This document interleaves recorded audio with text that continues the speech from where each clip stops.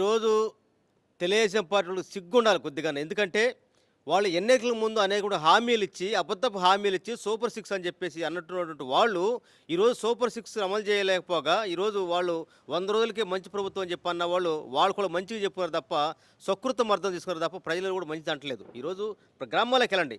ఈరోజు అందరు రైతులు, పొగాకు రైతులు రోడ్డెక్కి ఈరోజు ధర్నా చేస్తూ ఉన్నారు. అదేవిధంగా రొయ్యల రైతులు ధర్నా చేస్తూ ఉన్నారు. అదేవిధంగా ఎలోనావా వచ్చేసి, ఎలోనావా కంటే ముందు చంద్రబాబు వచ్చాడు కాబట్టి సామెత ఉంది, చంద్రబాబు వస్తే వర్షాలు పడవు, పంటలు పండవు అని చెప్పేసి. అది సాక్షిత అర్థమవుతూ ఉంది. అందువల్ల ఈరోజు సూపర్ సిక్స్ని పూర్తిగా అమలు చేయలేక సతికిల పడే ప్రభుత్వం ఏదంటే తనకున్నటువంటి ప్రభుత్వ వ్యవస్థలు అడ్డం పెట్టుకొని ప్రజల్లో ఏదో క్రెడిట్ తెచ్చుకొని చూస్తారు తప్ప ఈరోజు చంద్రబాబు నాయుడికి సిగ్గుంటే ఇంటింటికి తిరిగి అర్హత లేదని చెప్పడుతున్నాయి. ఏం చేశారని చెప్పేసి 50 ఏళ్ళకి బీసీలు పెన్షన్ కదా, బీసీలకి 50 సంవత్సరాలు అంటూ పెన్షన్ అన్నావు, ఇచ్చావా? ఇలేదే.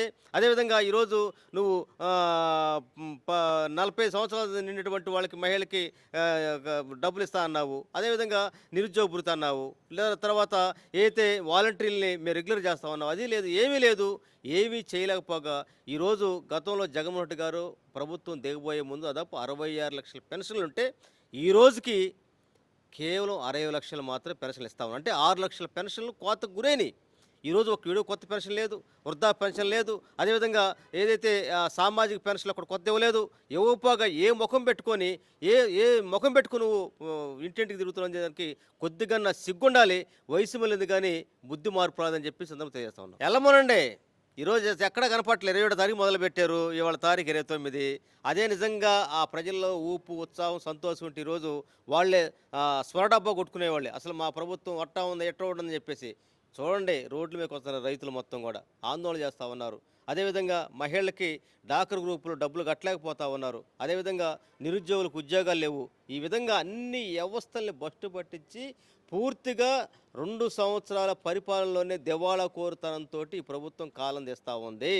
3,60,000 అప్పులు తెచ్చి ఏం చేసి అర్థం కావట్లేదు. మొత్తం ఆంధ్రప్రదేశ్ సంపద మొత్తాన్ని, అప్పులు మొత్తాన్ని తెచ్చి అమరావతిలో పోస్తూ ఉన్నాడు.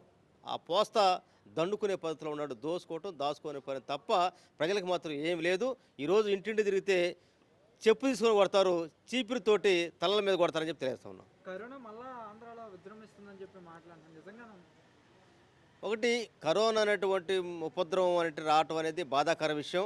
కానీ ఒకవేళ వస్తే కూడా మనం ఏం చేయలేము, తప్పదు. కాకపోతే ఏంటంటే ప్రజలు మాత్రం ఒకటి అనుకుంటా ఉన్నారు. ఏమనంటే ఆ రోజు ప్రపంచాన్ని గడగలచినటువంటి కరోనా ఆ రోజు ఉన్నప్పుడు ఆనాడు ముఖ్యమంత్రి జగన్మోహన్ రెడ్డి కాబట్టి ప్రజల్ని తన సొంత బిడ్డలాగా చూసుకొని రక్షణ కల్పించాడు కాబట్టి ఆంధ్రప్రదేశ్లో ఆ కరోనా నష్టం మనం చూడలేదు. కానీ ఈరోజు మాత్రం చంద్రబాబు మాత్రం ఉన్నాడు కాబట్టి కరోనా వస్తే మనకు దిక్కెవరు అని చెప్పేసి బాధపడే పరిస్థితులు ఉన్నారు తప్ప కరోనా వస్తే చంద్రబాబు మీద హోప్ పెట్టుకోవద్దు, ప్రభుత్వం మీద హోప్ పెట్టుకోకుండా ముందస్తు జాగ్రత్త చర్యగా ఉండాలని చెప్పి ప్రజలకు విజ్ఞప్తి చేస్తాం. రోజు అన్నాడుగా చంద్రబాబు నాయుడు గారు, నేనుంటే అధికారంలో కరోనా వచ్చింది కదా చెప్తాడు. మరి ఈ రోజు ఆయనే కదా, మరి కరోనా వచ్చిందిగా.